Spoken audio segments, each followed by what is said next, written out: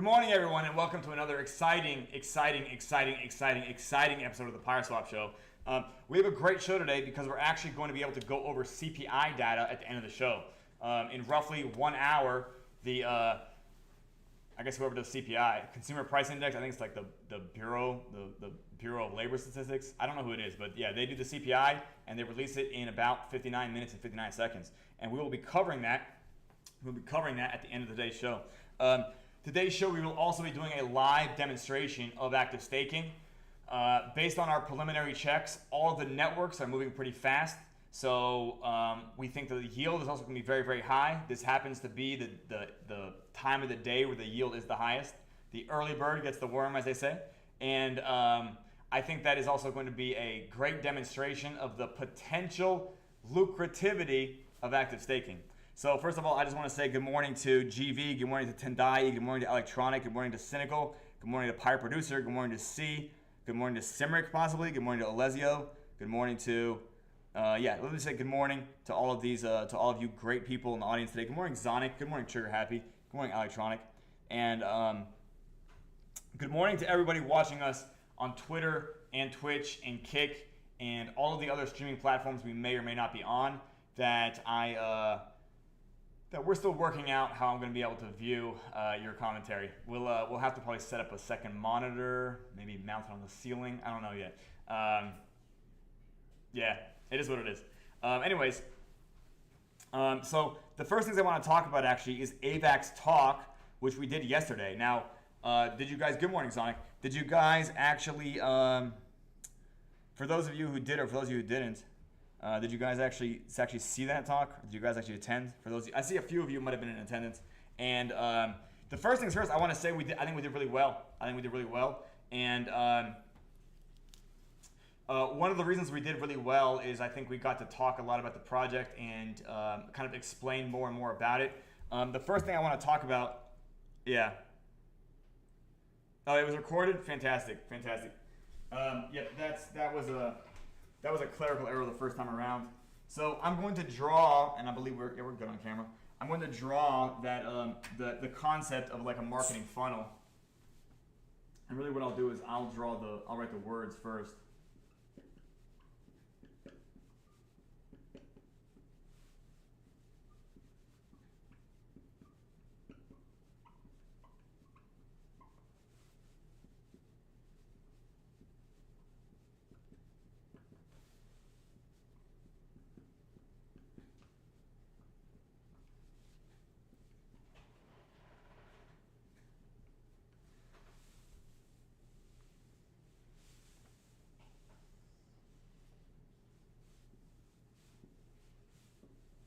So, if you were with us yesterday, you might remember us talking about marketing being another stochastic process, another stochastic approach. And we have data from this just yesterday about this being true. For instance, this was not the first week that we were in fact the sponsor of AVAX Talk. However, there were people in attendance who had been in attendance the week before as well. And these people were already at the awareness stage. They were already here. I'll change my marker. They were already in the awareness stage, so to speak. But when they're in the awareness stage, it's like they float around. Does that make sense? They're like a particle in like a system. Maybe they're like a water molecule inside a boiling pot. Does that make sense? They're just there. Oh, it wasn't recorded? Goodness gracious. Okay. Goodness gracious. Okay, let's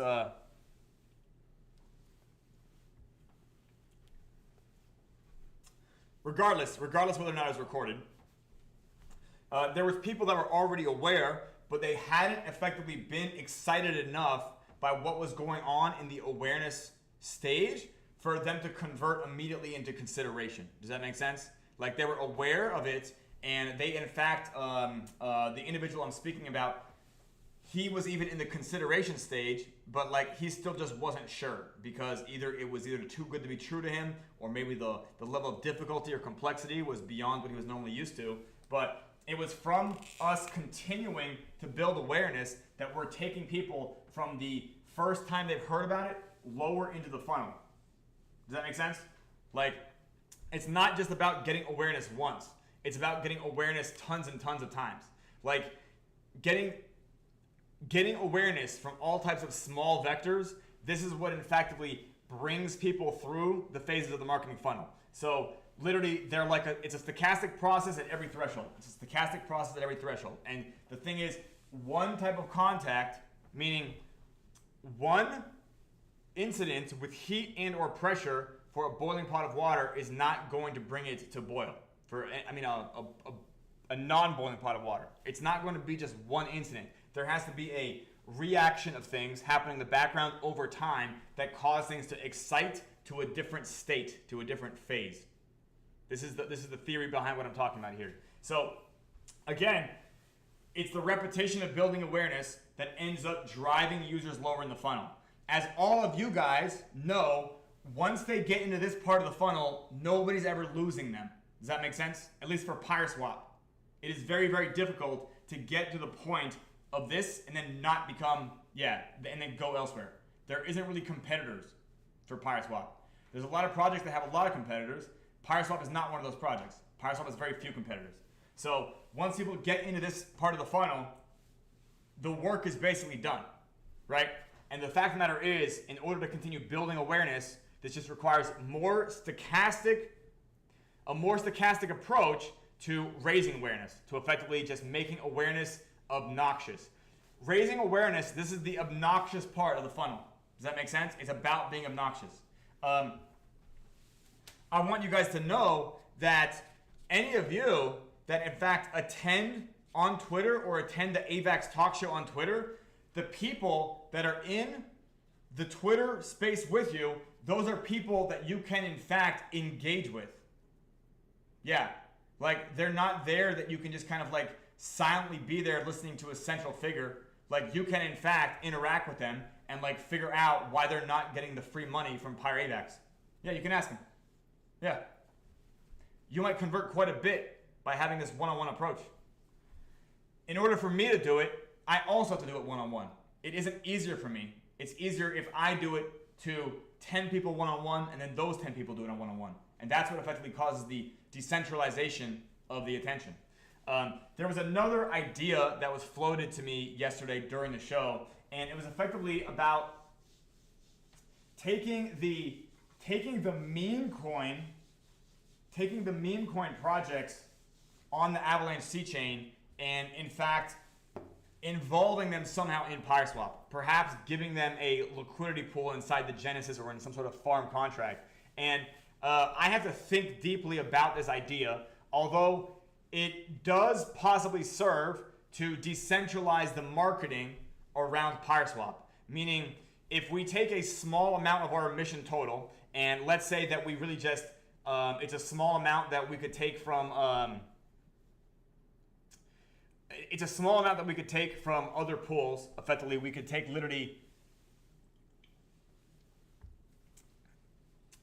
less than 5% of our emission total, and then perhaps give it to certain meme coin projects, and basically have this meme coin paired against PYRESWAP. We could in fact emit PYRESWAP to this liquidity pair. This liquidity pair would be useful. It could kind of give these meme coins like long-term use case just as a liquidity conduit around PYRESWAP. So I don't necessarily estimate that there will be a lot of necessarily like liquidity, but the fact of the matter is, what do meme coins do a lot of? Do you guys know what meme coins do a lot of? Who here can tell me what meme coins do a lot of that arguably we as PYRESWAP need to do more of? Well, there's that, Alessio. Yeah, Zero Kex is right. Shilling. Yes. Alessio's answer was rug pull. So yes, I wasn't going to say that. I wasn't going to imply that. But yes, shilling. The shillingness of meme coins is through the roof. In fact, people feel bullishness on meme coins based on the amount of people shilling it. Like I literally say, I do see a lot of people shilling this, so that makes me bullish. That is how people on Twitter think. Does that make sense? So the shillingness on Twitter in general makes people fucking bullish. We're only going to increase that as well. So if we have this emission, if we create this pool and it has this emission, and effectively we kind of separate these pools and make it like a separate type of like meme farm or something like that.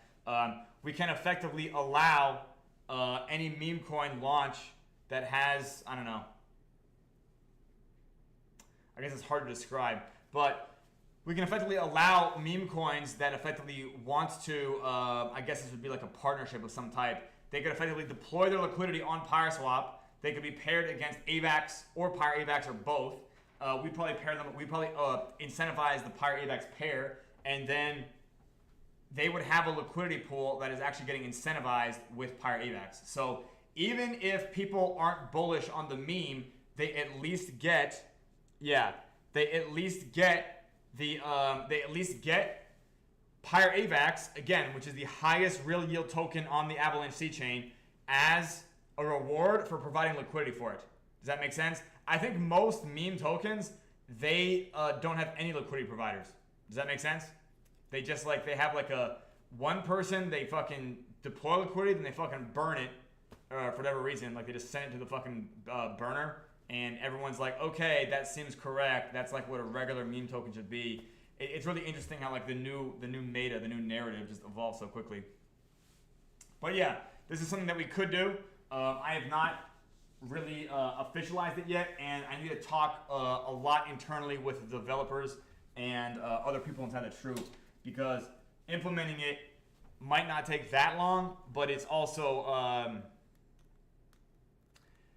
quite the deviation from. It's a wild idea, but to quote Jesus again, the doctor is not dispatched to healthy people, he's dispatched to sick people.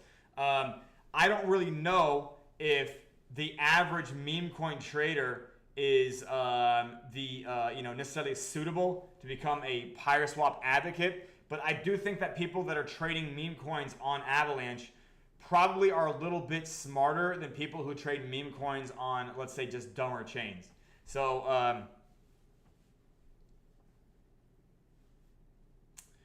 I hope you guys get what I'm saying here. I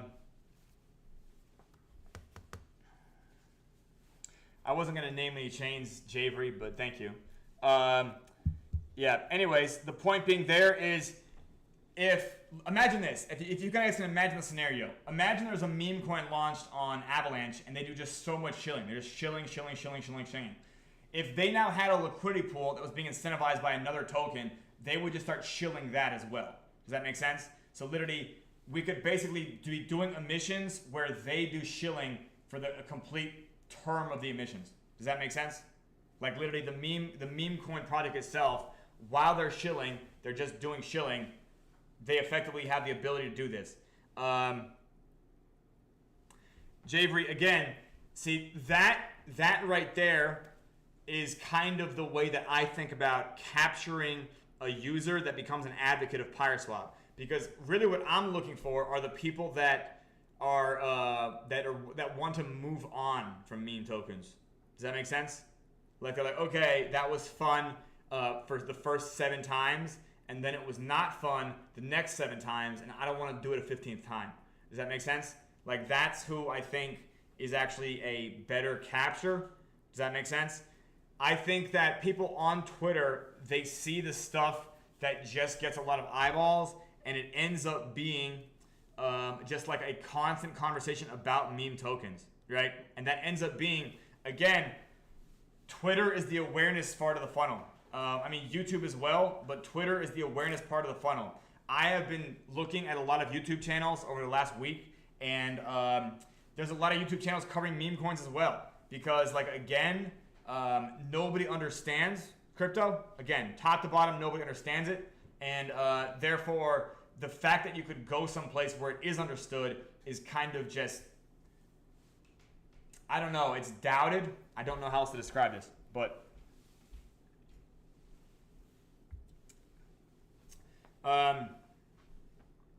this right here, yeah, this right here.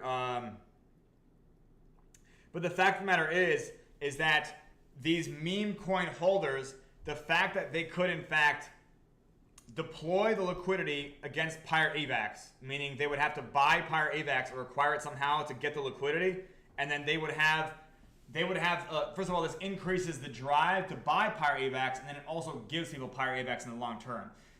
These farms would also be hosted on the PYRESWAP Finance website, so in theory, we're just getting more eyeballs on the website as well, and I hope that makes sense.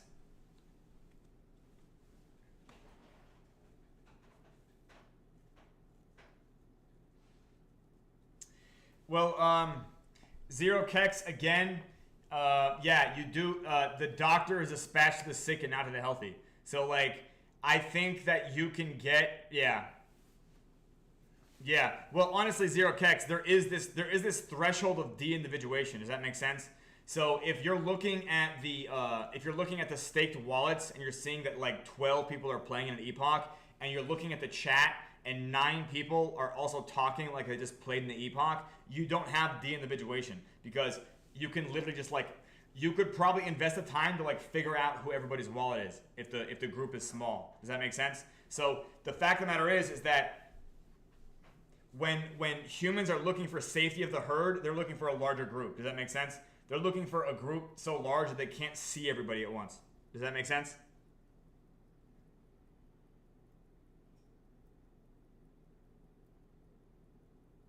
Do you mean open? Like, I mean, it's already open, Alessio. Yeah. I mean, in theory, any meme coin project could deploy liquidity on PYRESWAP. Like, that's like any. We have yeah. There's nothing halting that. There's nothing halting that. Yeah.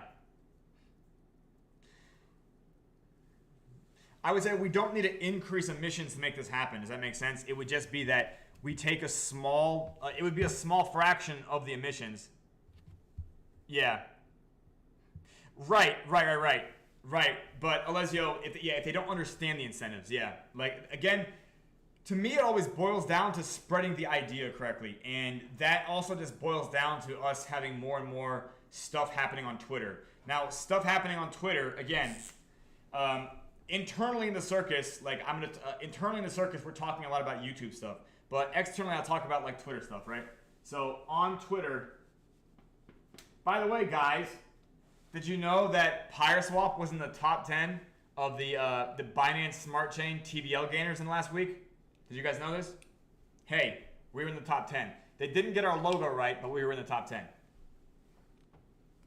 Twitter, like again, it's like our own accounts.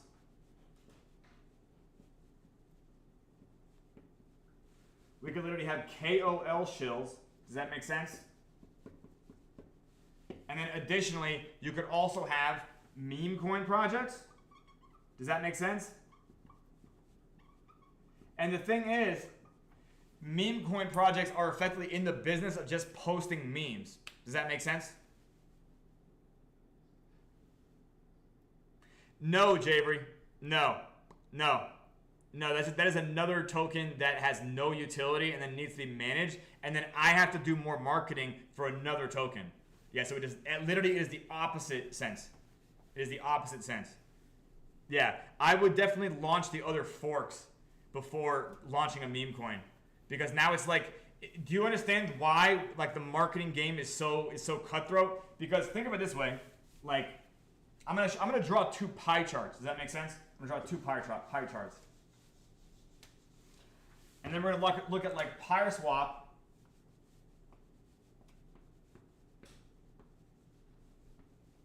And then we're going to do, let's say this down here, we'll just do meme coins.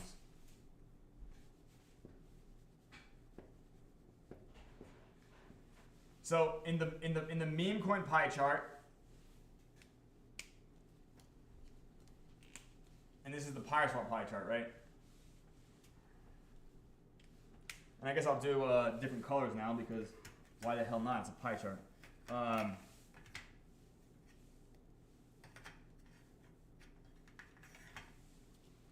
So PYRESWAP, we're like this.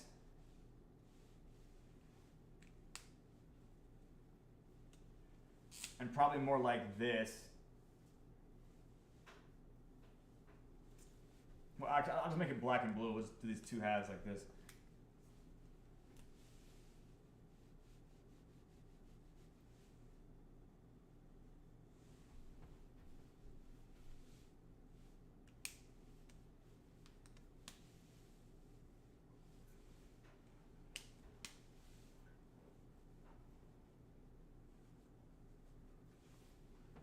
And here, the rest of this is blue. Can you guys tell the difference between the blue and the black? Yeah, all right, looks good, okay.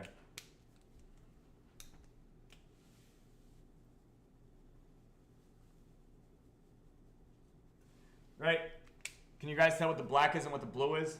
Okay, the black is awareness raising, does that make sense? And the blue is like design. Does that make sense? Do you guys understand the difference here? So like literally, if you guys, and I know you guys in Discord just understand this, you guys are at least aware of like the level of design in PYRESWAP, right? Would you guys at least understand this? Let me scroll back in chat here. Yeah, so the level of design in PYRESWAP, unprecedented, right? Like literally, like you can see that there. Like you've now been immersed in it. You're not gonna become convinced that there's not a level of design, but the awareness is just not there because we either need to be more active on Twitter. We need more stochastic places on Twitter that are talking about us, and this just needs to be happening over time. Meme coins, on the other hand, all they are is awareness, and then it's very little design. Does that make sense? Like literally, they look at like the newest meme. Does that make sense? They literally have a prefab token contract. There are now dApps based around automating a meme coin launch. Yeah, do you guys know this? On Avalanche, in fact. Like literally, it's just like you go in and you click through a fucking a field, and you can just select certain options, and then your meme coin is launched. And they do the whole liquidity renouncement and all that stuff for you. And then you're like, okay, there you go. There you go. Yeah, exactly that. Exactly that. Wow. Yeah, zero. I don't even, like that. If that makes, if you understand what it's saying though. Yeah, if you understand what it's saying though. Yeah, because they're like that would be crazy as fuck. If you understand what they're saying though, it's like, again, people aren't even leaving Twitter. Do you get what I'm saying? They're not even leaving Twitter. And the fact of the matter is that you can't truly understand PYRESWAP without leaving Twitter. Does that make sense? You guys all get that, right? Like, forget about trying to learn all of this on Twitter. I know that we're streaming on Twitter right now. Does that make sense? But like, if you're looking for a place where you can get this in like bumper sticker statements, it's like, forget about it, because that's not how Satoshi Nakamoto did it either. Do you guys get what I'm saying? Like, do you guys think that Bitcoin could have been launched with just tweets back in 2010 or whatever? Yeah, electronic. That's a no. That's a no for me. Like, first of all, what? And then you guys are gonna start shilling on Twitter now, because you could be shilling on Twitter already. Like, yeah. The fact of the matter is that if the meme coins on Avalanche, if they start raising awareness and thank you, PyroWhip Hat, thank you. If they're willing to just spend all the time raising all that awareness, and then effectively they start raising awareness for PYRESWAP because we start giving them emissions, does that make sense? It creates another way to make money, at least temporarily, with their fucking meme token. Does that make sense? Yeah, like they can hold a meme token and even deploy it in liquidity, and then literally on a different DEX, and effectively have a different way of income. That different way of income would be collecting Pyre AVAX. Yeah, literally, yeah, exactly that, Tendai, yeah. But yeah, this is effectively the two different approaches, right? And it's because of this that people think that we're in meme coin season. People think we're in meme coin season because all meme coins do is they dominate in marketing. They literally spin up their website almost as if AI fucking threw it together. Does that make sense? Like they literally have an LLM throw together a website. They have a copy and paste fork from a GitHub repository that's been forked 11,000 times. And they literally just like, okay, let's go. And they run a volume bot. I explained how the volume bot works the other day. And that's effectively the entire strategy. Now, arguably, you guys are aware, we can't reduce the size of the design in PYRESWAP, but we do have to increase awareness. We have to have our, thank you for that amazing sticker. Yeah, we do have a meme coin, you guys. Yeah, we do have memes. We just have 5 with shirt. 5 with shirt, yeah. Anyways, we have too much fun here for an educational show. Anyways, it's time for the IWV demo, you guys. Okay, let's go. Let's go. Thank you. Thank you for, to everyone watching, this is the meme that has now been generated from this conversation. I'm just glad we can have a tactical conversation with our user base as if you guys are really along with it. You guys are along on the journey with us, by the way. Anyways, I hope these 2 pie charts really help illuminate the arena we're in, for lack of a better way to describe it.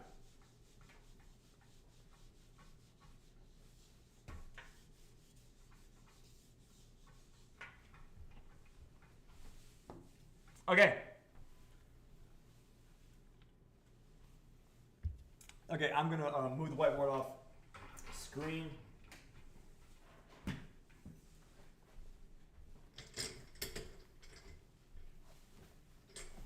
And here we go.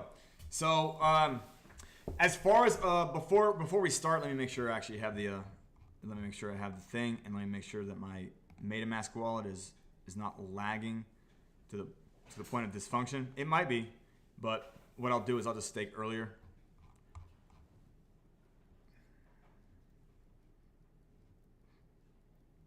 Okay, close enough for me, and it looks like I'm logged in. So what I'm going to do, I'm actually not going to talk about evangelism until we're done. I'm actually going to consider now the moment of the IWV demo starting. So in this video, we're going to demonstrate how active staking works with the incantation witch vault on the Phantom Opera.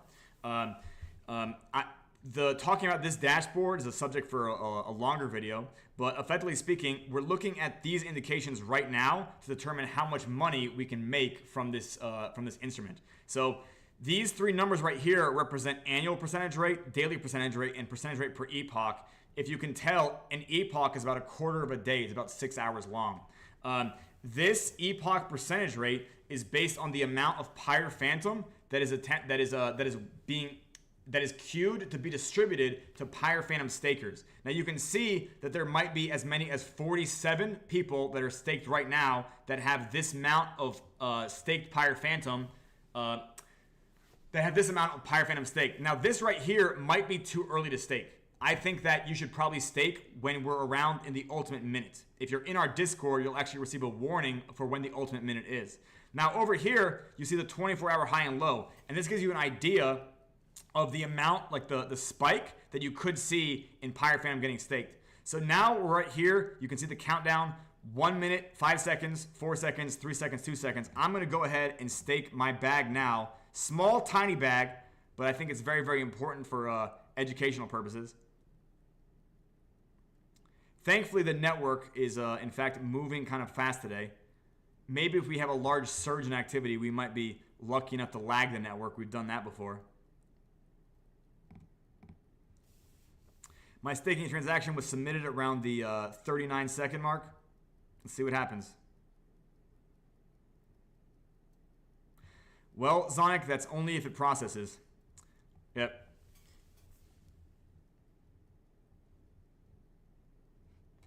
There you go. In theory, maybe process at the 19-second mark. And also, I don't even see any indication that I'm staked in yet. There we go. Literally, I jumped in at 15 seconds. Let's find out. Now here you can see this number 264.6. Now if more people are staking on top of that, which they are, you can see that my amount here is getting smoldered. You can see I'm down at 263.54. So I was probably, I probably received maybe like 7 or 8 smolderings right there. But the final EPR, which Zonic wasn't aware of, the final EPR is in fact, seems like a little under 2%, a little under 2% yield that I just made on $1. Now, if that's not impressive to you, I need you to understand that I'm the smallest player in this game. In fact, I'm playing with 263, and if you just saw the above indication, as many as 600,000 Pyre Phantom was played with. So there is 3,000 as much money as this being played with. So does that make sense? So if I'm playing with $1, yeah, there you go. If you happen to be in our Discord or follow our Twitter, you can see the screenshots of the amount of yield people capture from this game. And Zonic, if you weren't aware, what I did before this demo video is that I claimed all the emissions from the house wallet in order to jack up the amount of pending and cans in the meet address. Yeah, so yeah, I definitely hedged. I definitely hedged against that. So effectively right there, you can see that we still have 103 staked, and this right here might be the indication of the last amount. But this right here, with 103,000 staked, and I don't know who else is still in there still, but with 103,000 staked, you can see that the yield per epoch is still over 1%. In fact, it's a little under 5% daily. This yield is available at all prices of Pyre Phantom, Pyre AVAX, or Pyre BNB. These tokens are always the highest real yield tokens in EVM DeFi, consistently. Every 6 hours, this is true.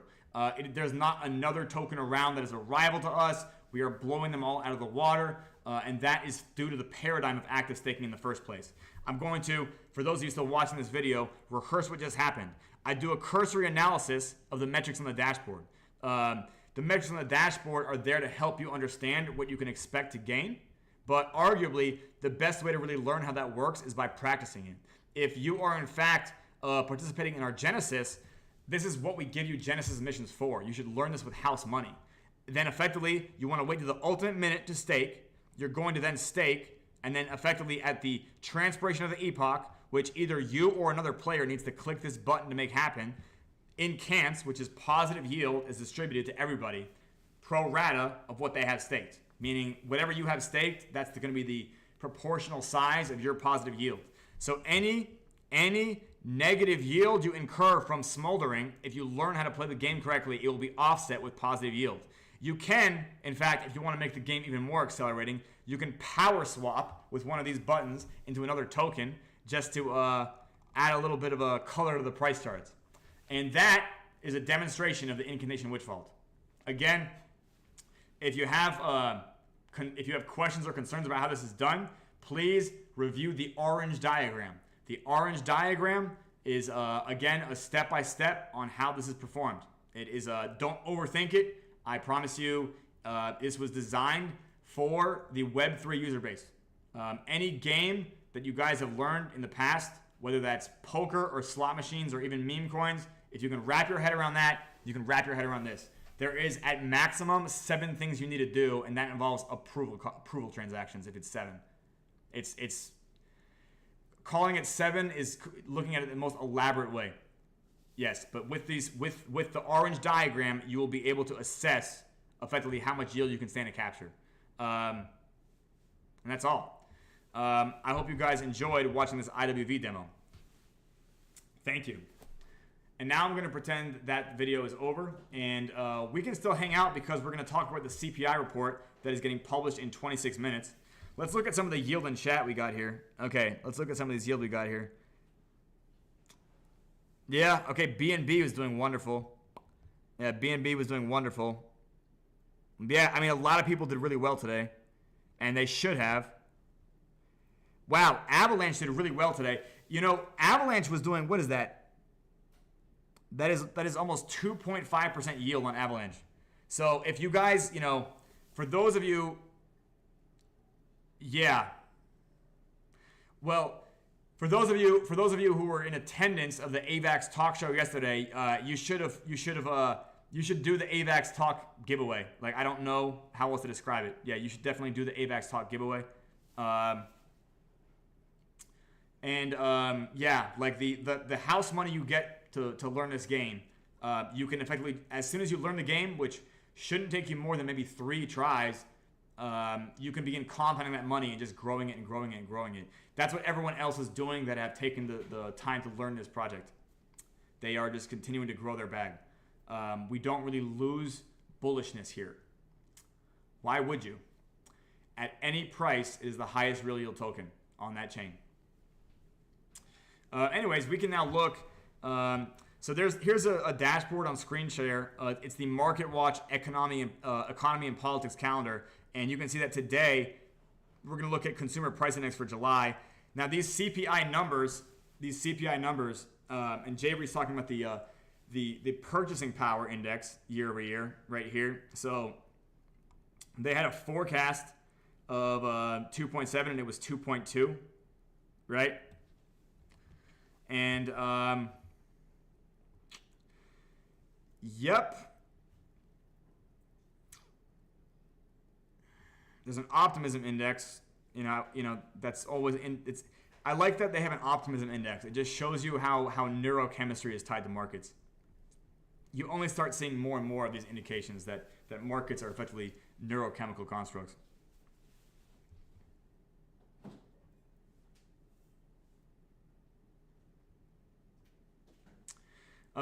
Yep.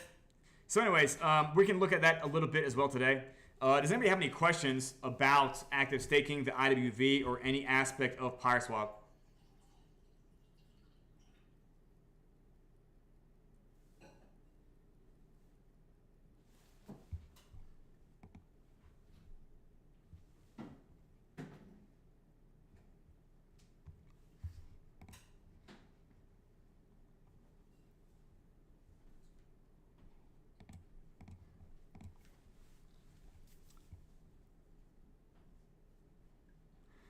Wholesale inflation mostly tame, but still some hotspots. I guess we didn't talk about macro yesterday.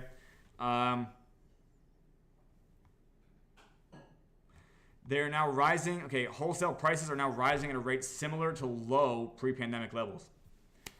I like that they're saying this, but this is a very I want you guys to think about that sentence for a second, right? So they talk about like wholesale prices have calmed down since a big spike. So meaning there was a spike, and then they calmed down. And I'm assuming from them calming down, they mean like a tapering on prices. They're now rising at a rate. They're actually, they show that they're rising at a rate similar to low pre-pandemic levels. And what that means is, I'm actually going to get back on the whiteboard.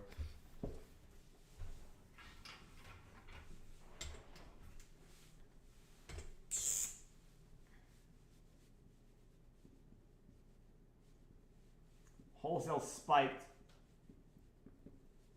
You guys understand what that means, right? Like it spiked, like it went up drastically fast. But now it's saying it's rising at a rate.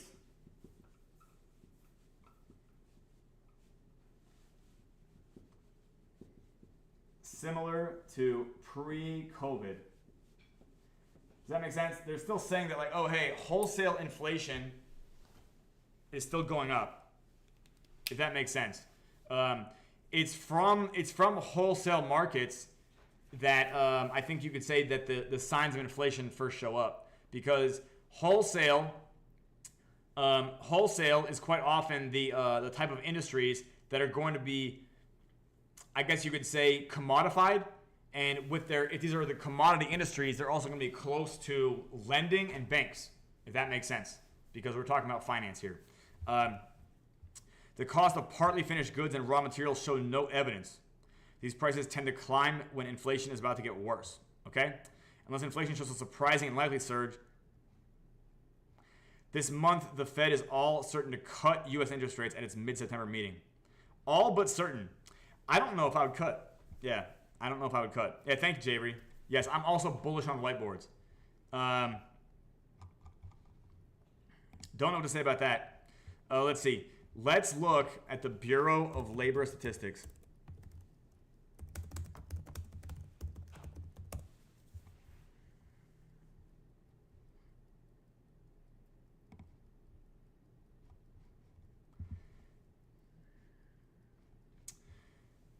PPI for final demand rises 0.1%. Goods increase 0.6%. Services decline 0.2%. Oh, yeah. I could see that as well. I'm not really a fan, Javery, of the Fed having a dual mandate. Do you guys know what the dual mandate of the Fed is? This would actually be a great topic for like Theory Thursdays. But do you guys know what I mean?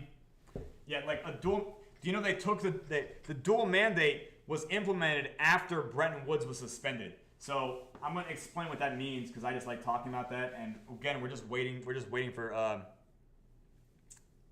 because I would keep it probably at the rate it's at right now, and just like there's other ways that you can effectively repair the economy, and I think quite often because they end up just kind of the Fed can do three different things. And it can adjust interest rates, it can adjust reserve rates, and it can do open market operations. So you have interest rates, you have reserve rates, and there's something called open market operations. And the open market operations is literally it just kind of like buying and selling bonds and stuff like that. Yeah, and the thing is, well, Jay Avery, the IR and the reserve rate is effectively what's causing the money printing. Does that make sense? So when they talk about the federal funds rate, which effectively I think this is kind of like a combination of the two. You have the federal funds rate. We have this at like 5.5 right now. And what 5.5 means is that all of the banks that are adjacent to the Federal Reserve, they're required to keep a certain amount of their money with the Federal Reserve. Does that make sense? And the Federal Reserve, it doesn't necessarily give them interest on their deposits. Rather, it charges them penalties for not meeting the requirements. And what other banks can do inside this kind of circle, this circle of 12, I think these are actually the regional feds, and then from the regional you get into like commercial banks. The anatomy of the Fed is actually a diagram that I think isn't present enough on the internet, and maybe later I'll be able to draw one of those because it's without a diagram in front of me, it gets a little mind-boggling as well. But when they have a federal funds rate or a reserve rate or an interest rate, what they're saying is that the Fed can charge a certain amount of money to these banks for not meeting their deposit quota with the Federal Reserve. Does that make sense? So instead of a bank paying you interest for depositing your money there, the Fed charges penalties to these banks for not having enough money in. Does that make sense? So the fact of the matter is, when we talk about the Fed printing money, when the Fed lowers its rates, what it's doing is it's allowing all the other banks to print money. Does that make sense? The actual printing is actually done at the Mint, an organization called the Mint. If you guys are familiar with the Mint, they're the ones that actually print money with the actual, sheets, and they cut them with the dies and stuff. But the way the Fed prints money is by lowering this number. And by lowering this number, they make it easier. This is making it easier for banks to lend because they don't have to pay. Yeah, exactly, Sonic. Exactly. It's literally that. It's that concept. It allows more banks because it basically frees money up for banks to effectively fractionally lend. So the difference between 5% and like 2% is like literally like banks now can do twice as much lending. Does that make sense? So to be clear, this money right here was like a zero during COVID, which was kind of the craziest thing ever. Like banks were able to effectively create infinite money during COVID. And this is why we have inflation. Does that make sense? Yes, exactly, Tendai, because they have to come up with that money to give back to the Fed if they don't have it. Does that make sense? It's harder for them to effectively lend out as much money. Therefore, they need to get more interest from who they do have as borrowers. That's exactly how that works. Yep. So it's kind of like multiple different cakes that are getting sliced, and from each slice, it can determine how a different cake is sliced. And I know that's confusing, but that is effectively how it works.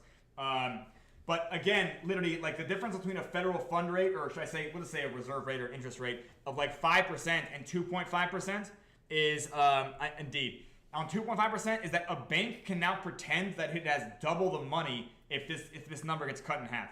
Does that make sense? So however much money you think that like JP Morgan Chase has, or Citibank, or Bank of America, however much money you think they have, if this number gets cut in half, they can now do twice as much lending. And since they can do twice as much lending, the other banks can too. So they now have to compete with reducing their interest rate because they're trying to get your business to make you a borrower there, right? they need you to be a borrower so they can pay interest on all the people that are depositing their money with them as well. And this is called net interest income. Correct, C. Yeah, that is also correct. And that's also about like what is the total amount of liquidity in that vault. That's what allows you to pull from it. And that is banking, by the way. It is banking. It's basically doing the math, the comparison of ratios that allows you to determine whether or not money can be created from time value or from risk management or from collateral or what have you. So this is the way that works. Now, I want you guys to understand something. I'm going to give you guys a few key dates in modern finance. A few key days in modern finance, okay? So we have 1913. Who here knows about what happened in 1913? I'm going to put some dates out and see if people can guess.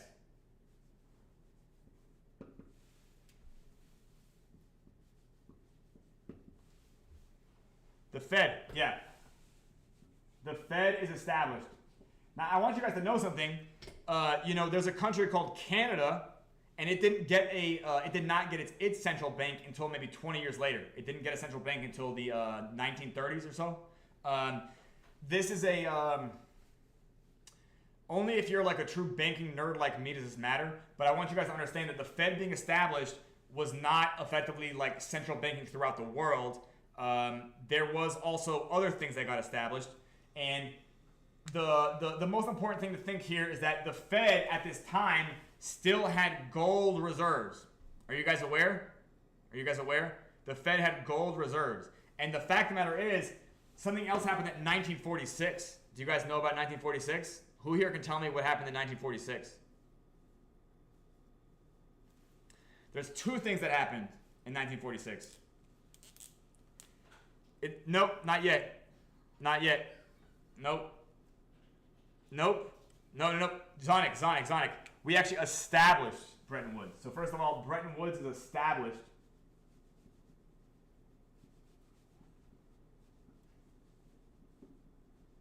Bretton Woods established. And additionally, the IMF, the International Monetary Fund, is established. And they are both established at a conference called the Bretton Woods Conference. It was in 1946, and it was in the wake of World War II. So World War II ended, and the Bretton Woods Conference was hosted, I think, in Bretton Woods, New Hampshire. And basically, they invited like all the best leading economists from around the world. They also invited the Soviet Union, but already from 1946, the Soviet Union chose to not attend the Bretton Woods because they felt that it was too. They knew that it was kind of like the U.S. establishing its own hegemony, its own economic hegemony, or hegemony, however you want to describe it. Yeah. So anyways, Bretton Woods is established. And why did they establish Bretton Woods? Because the U.S. made out like a bandit in World War II. Do you guys get what I'm saying? The U.S. is like, look at how much gold we have. Does that make sense? Clearly, we should become the world reserve currency. So in 1946, the dollar became the world reserve currency. And this was because it was backed with so much gold. Do you guys get what I'm saying? Where did the U.S. get that gold?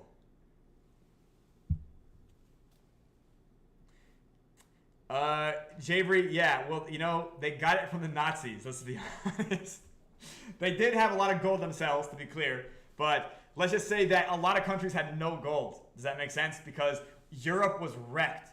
Do you guys know REKT? Europe was wrecked in 1946. Do you guys get what I'm saying? So in comparison, the United States never got invaded, right? I mean, Pearl Harbor got attacked. That was the entirety of like domestic damage for World War II in the United States. That's not entirely true, but as far as the average layman knows. So Bretton Woods is established, and the International Monetary Fund, known as the IMF, is established.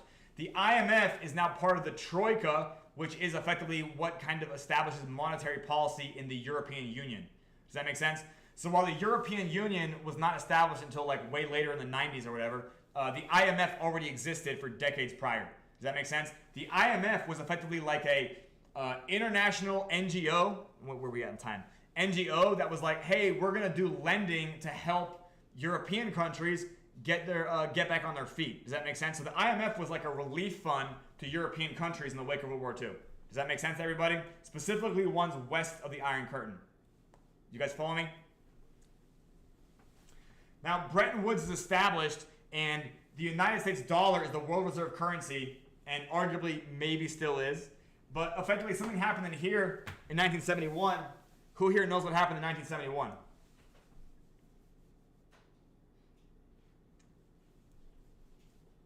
Yes, so Bretton Woods is now suspended. The Bretton Woods system is suspended. I'm going to write that in quotes. Does that make sense? Suspended, because they say suspended, but you guys understand it never was unsuspended. Do you guys understand me?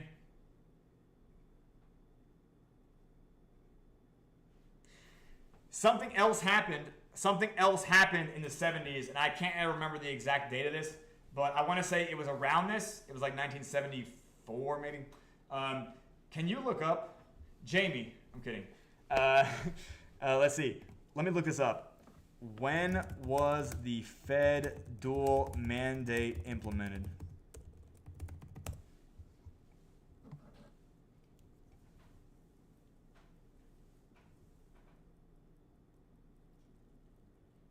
Yeah, there you go. The Federal Reserve Reform Act of 1977. Thank you. That's exactly what I'm looking for. 1977 was effectively when the dual mandate. It was not explicitly stated as a single mandate until 2012. By the way, that's also another powerful date. Does that make sense? Like, so you could say that 2012, like the dual mandate was now. We are in like the craziest financial times because like the way that people keep fixing these banking problems. Shitty bankers is correct. To everybody who's not in Discord, Discord says shitty bankers. Yes. So literally, 1977, you have the Federal Reserve Reform Act.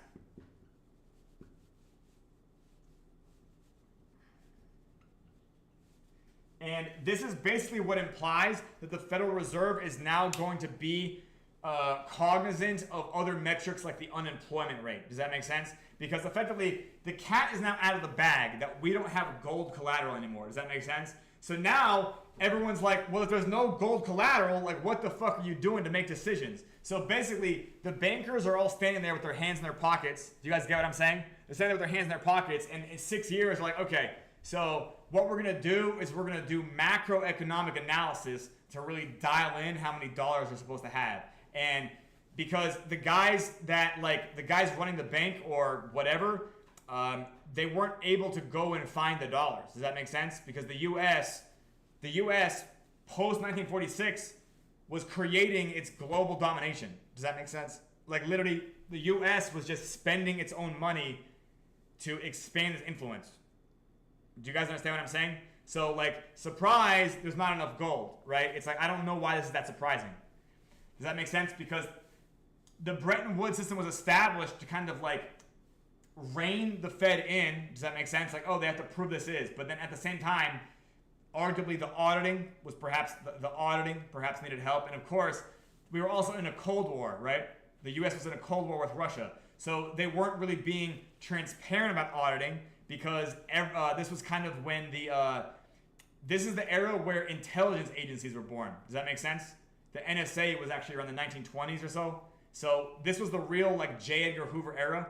Do you guys get what I'm saying? So the government got extremely secret. In fact, a lot of governments got secret. So naturally, things that were also not getting reported was our amount of gold collateral because that was a national security risk. And it's fucking mind-blowing. But yeah, welcome to the world you live in, by the way. This is in fact, this is not a dream. This is not hell. You are awake. And this is the short life that you have been given through the grace of God. Yep. Anyways, okay, we got 6 more minutes till the CPI drops. Good morning, Perception. Good morning, everyone. I feel good today. Let's see. Good morning, Fexer. Good morning, Alessio. Good morning, whoever else I didn't say good morning to. Yeah. Yep. So we have the Federal Reserve Reform Act, and then in 2012, you now have like the dual mandate is the thing. Dual mandate is explicit. Made explicit. Does that make sense? So in the Federal Reserve Reform Act, which by the way, we can go and pull that up. The Federal Reserve Reform Act was basically saying that due to the fact that we don't have the Bretton Woods system, we need another system to implement. Does that make sense? So we have the Federal Reserve Reform Act, which basically creates this type of organizational bylaws through which the Fed is going to determine monetary policy. And basically what they said is like, okay, we're just going to now be dashboard based instead of collateral based. I'm not saying that there's no value to dashboards, but like macroeconomic data is just so susceptible to flaws and inaccuracies. It's kind of crazy that we kind of like rely on this as like the guiding stars in the sky, because arguably you could probably argue that a newspaper astrology section has better understanding of what's going to happen than I would say macroecon data, at least especially in the 1970s.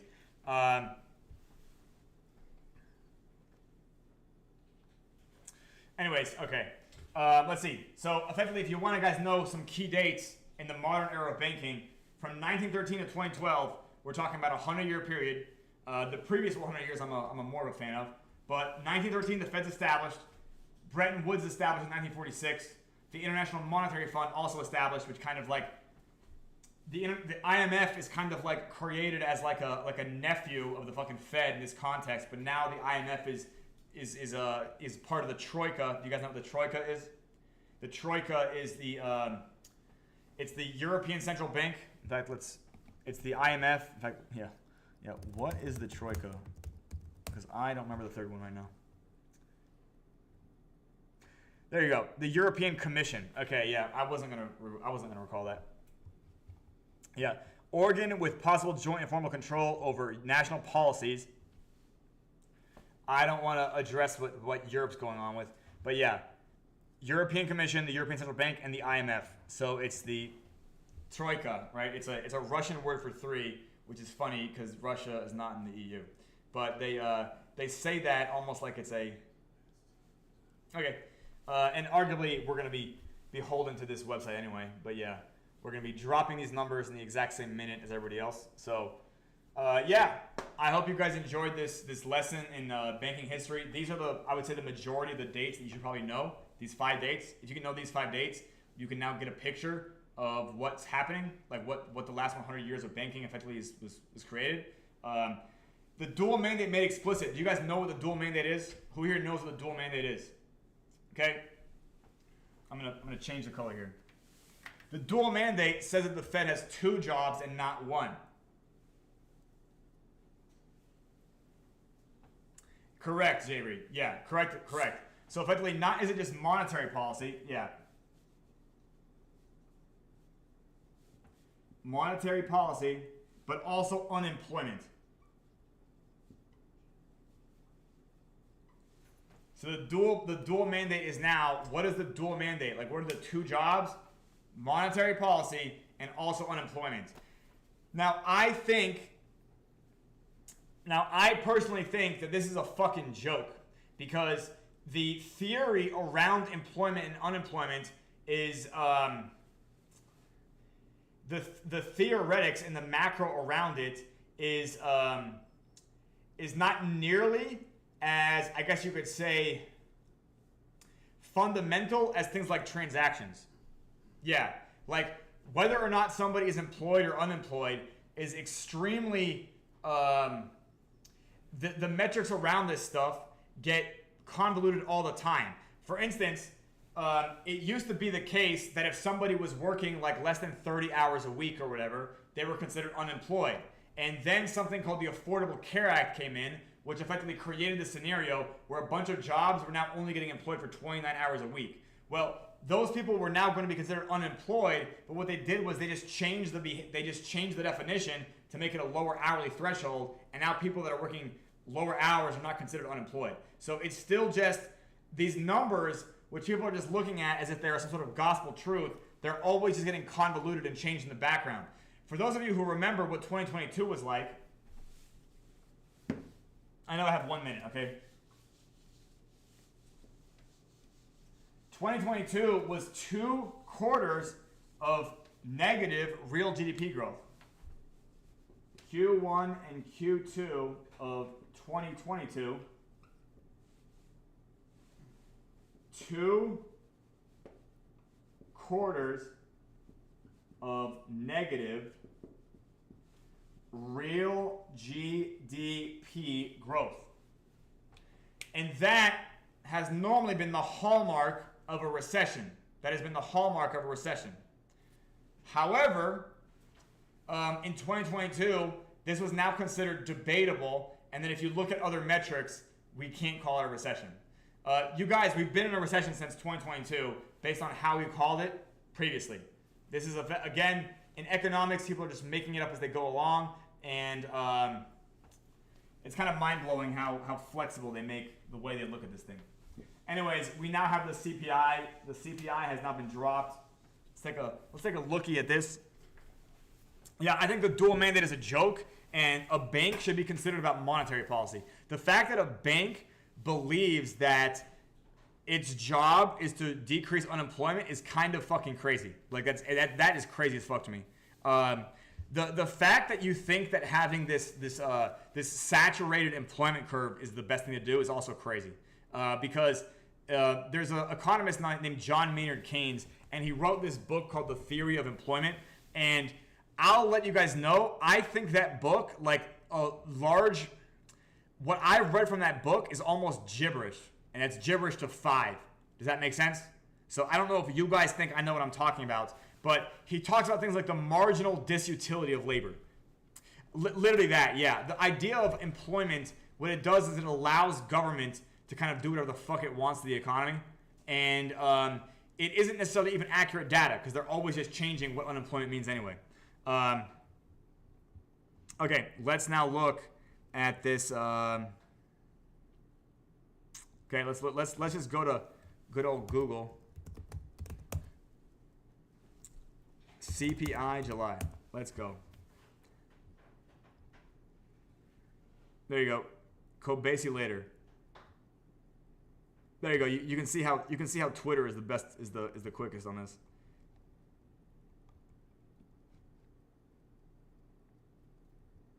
Let's see. Do they have it yet? Bureau of Labor Statistics.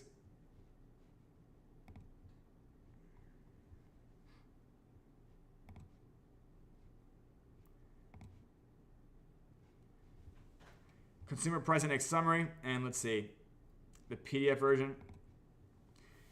So this is 8:30 a.m. Eastern Time, which is New York City time, on August 14th, which is today. They have a phone number you can call. Anyways, so for 2024, this increased 0.2% on a seasonally adjusted basis. A seasonally adjusted basis means they're adjusting it. The basis they're adjusting is every quarter, effectively. After declining 0.1% in June. Now, what's interesting is that they're also kind of mentioning what happened in June. The U.S. Bureau of Labor Statistics reported today, over the last 12 months, the All Items Index increased 2.9% before seasonal adjustment. The index for shelter rose 0.4%, accounting for nearly 90% of the monthly increase in the All Items Index. The Energy Index was unchanged over the month after declining in the 2 preceding months. The index for food increased 0.2%, the food away from home. The index for all items, okay, let's look at the chart.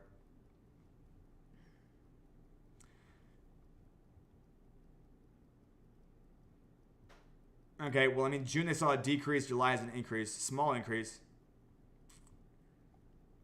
Let's see, utility, they specifically talk about piped gas for service having a significant decrease.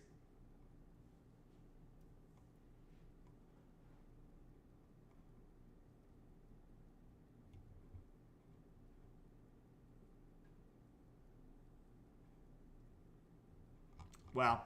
Okay. Yeah, anyways, as far as like what this means, arguably these small changes, I think generally, unless you're in like a highly leveraged position, could arguably be ignorable to you. You can see here that June, they had a bunch of like sharp decreases here for things like energy commodities. Like energy commodities was having a sharp decrease. By the way, these are the changes in consumer price index. So we mean a positive value means that the cost is going up, and a negative value means the cost is going down. Do you guys get what I'm saying? In theory, here we saw fuel oil decrease by 2.4, but now it's increased by 0.9.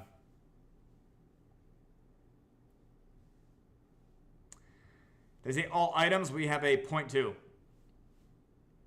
Okay. Arguably, this could just be like regular fluctuations. I don't really think that any of this is like panic worthy. None of these numbers are as large as they were in the past. We have a decrease in used car and trucks. So by the way, guys, if you're looking for a used car or truck right now is the time to hit them. Yeah, like personally, I'm just bullish on used car and trucks right now. It's a buyer's market. Just get out there and start getting them. All that free space in your garage, you got to fill it up with something, right? Like I would say just wait until the next, I'm joking, you guys. But if you guys want, yeah, used cars and trucks, like buy the dip, you guys. Yeah, Javery, yep.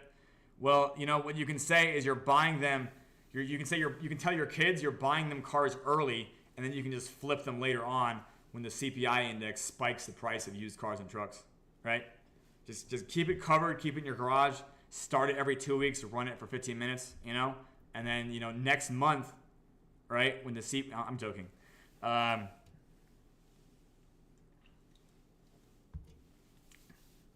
Anyways, do you guys have any questions about the CPI? Yeah, used car with hat. Yeah, used car with problems. Well, Alessio, yeah. What you can always do is you can get a code scanner. You guys know what I mean? Learning how to use a code scanner feels like something that pays dividends. Anyways, yeah, there's your index, there's your summary. I believe you saw U.S. core CPI 2.9 year over year, 3.2 year over year. It was estimated at 3.2. Okay. Yeah, I'm looking at the. Yeah, Alessio, like arguably it means nothing. Yeah, I don't know. Like I don't see anything here that's worth reacting over unless you want to buy a used car or truck right now. Yeah, arguably none of this data is gonna affect you unless you're like in a highly leveraged position concerning this, and that might just be a bunch of exposure. They don't look at things like. This is consumer price index, right? So this is effectively what people are buying, right? So like the average consumer, what are they buying? They categorize all of this, right? So when they talk about food at home and food away from home, they talk about energy commodities, meaning gasoline, all types, fuel, oil. Then they talk about electricity, and then of course piped gas. And then they talk about all items, less food and energy, which is this.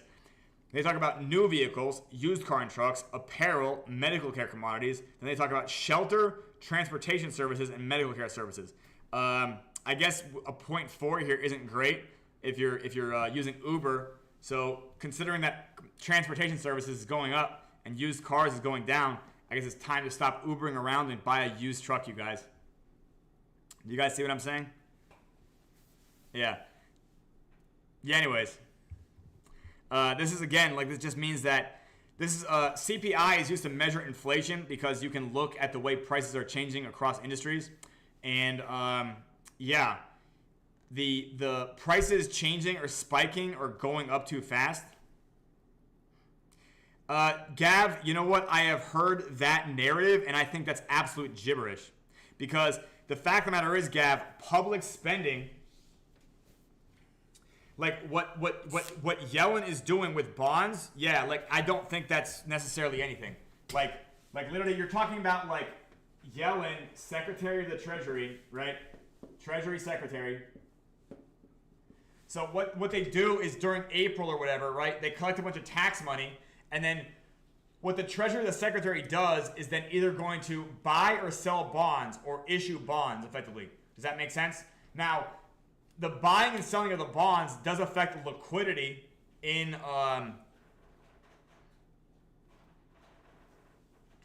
Javery. They're not going to drastically cut rates. They're gonna cut a quarter of a point.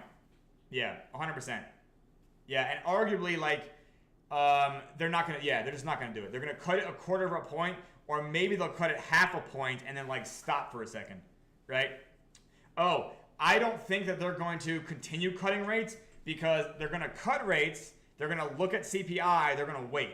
I don't think that they're going to get into this extremely, like, let's start cutting rates type of, yeah, I don't really see that happening.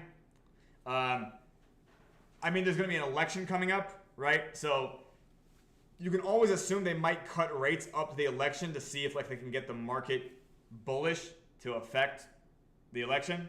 They do this stuff, right? The Treasury Secretary, she can change the amounts of like liquidity and bonds that she herself is holding in the Treasury, which then all of the major banks, they holding bonds, that also affects the amount of liquidity they have. But those banks, or if we talk about public spending, or if we talk about like public spending, right? Like we had about like bonds affecting like bank liquidity. The fact of the matter is, when banks are buying bonds, they're buying the lowest possible risk thing ever. Does that make sense? Like a treasury bond is the lowest possible risk instrument for anyone to buy. I mean, it used to be that way, right? But that is the general attitude around bonds. Does that make sense? It is the lowest possible risk instrument. So whether or not bonds are getting redeemed, it doesn't mean that we're going to have a surge of capital into crypto, because crypto is like the highest risk thing a bank could do.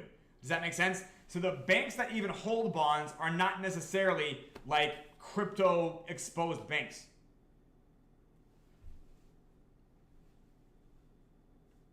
Well, thank you, Javery. But the fact of the matter is, though, it's still at risk at what the gas coin. Javery says not Pyre gas, meaning low risk. It still is governed by what's happening on that chain, one way or another, right? We effectively have the Pyre gas is always the highest real yield token on that chain, but at the same time, the price action of the gas token it's pegged to can always affect its behavior.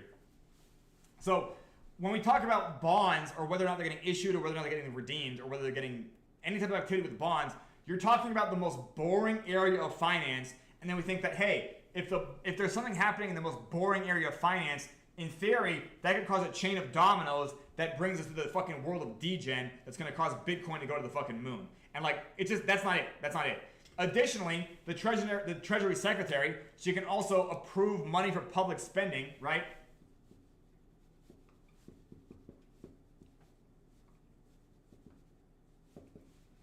But public spending doesn't really go to the tech sector unless you're talking about subsidies. And right now, there isn't really crypto subsidized. Maybe you'll see like electric vehicles go down in price if they do something like this. Does that make sense? But electric vehicles going down in price, I don't even know how that would affect crypto. Does that make sense? Like maybe they'll create a subsidy and they'll do public spending. The majority of public spending is going to go to defensive stocks. Defensive stocks is stuff like grocery stores and healthcare and like real estate stuff. It's like the boring, perpetual parts of the economy. Does that make sense? Like Old Faithful.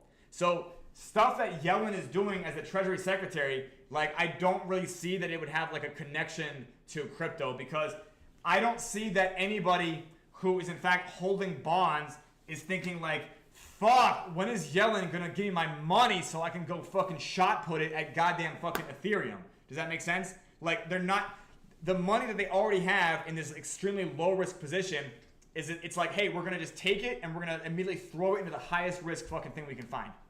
Does that make sense? And additionally, like there's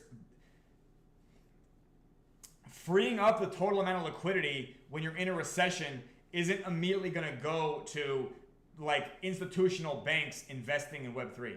And the fact of the matter is that like, what are they going to do there other than like throw an ETF together, right? Does that make sense? Like they already have a BlackRock ETF. Anybody who wants to like puppet that is going to watch how BlackRock's ETF does. Yeah, I don't actually believe that public spending is actually anything adjacent to how crypto works. There are some countries like Germany, I guess, that was actually holding Bitcoin. Like they actually had like things like that. But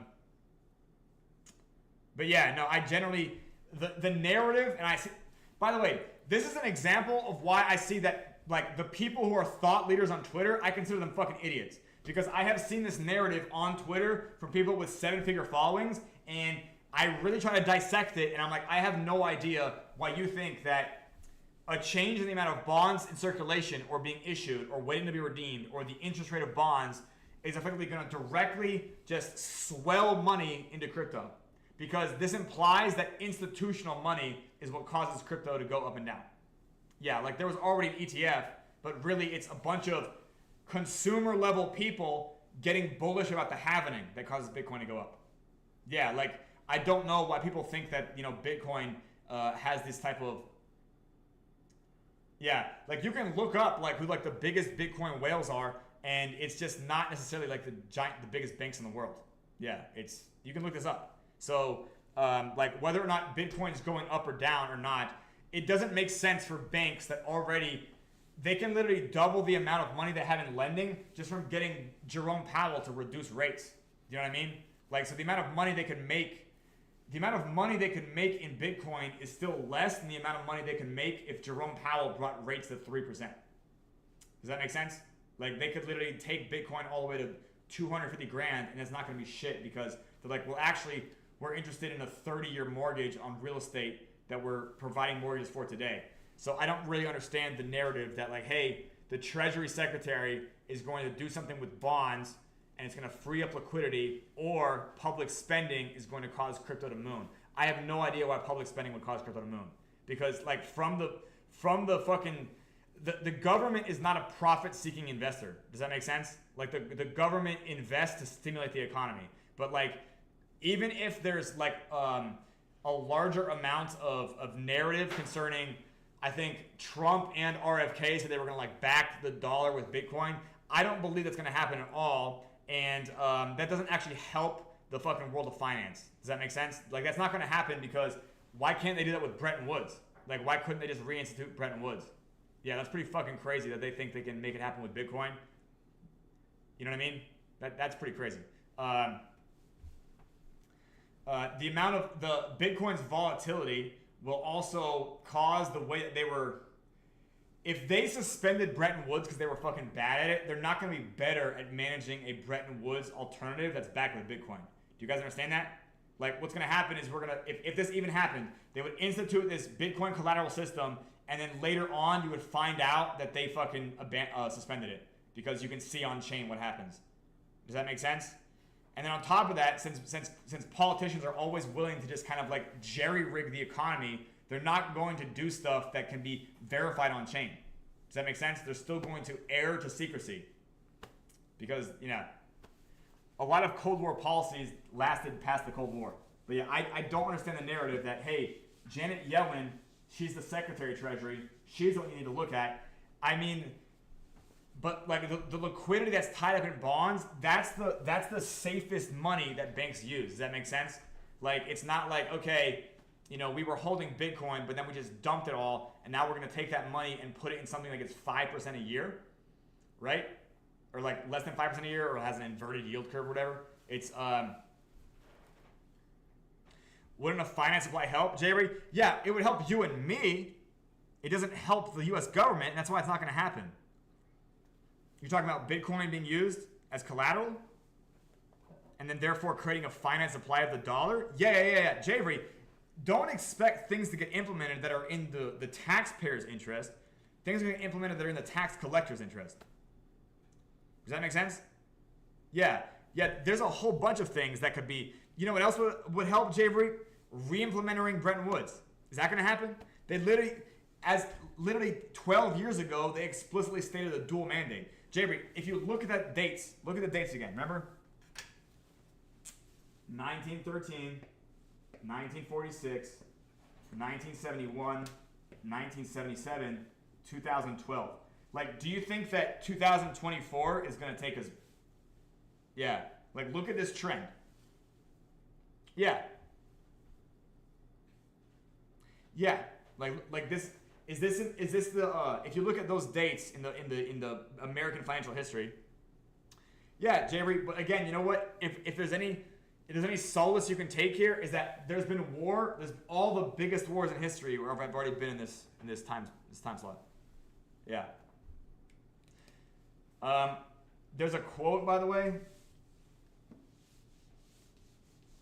This is a quote. Taxes are not raised, so war can continue, war is raised, so taxes can continue. Do you guys know this quote?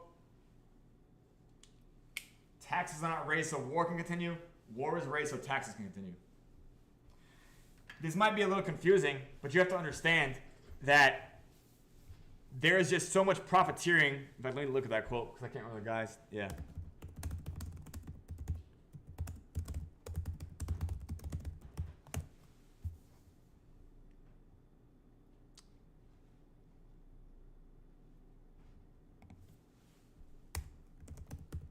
And Brave is just,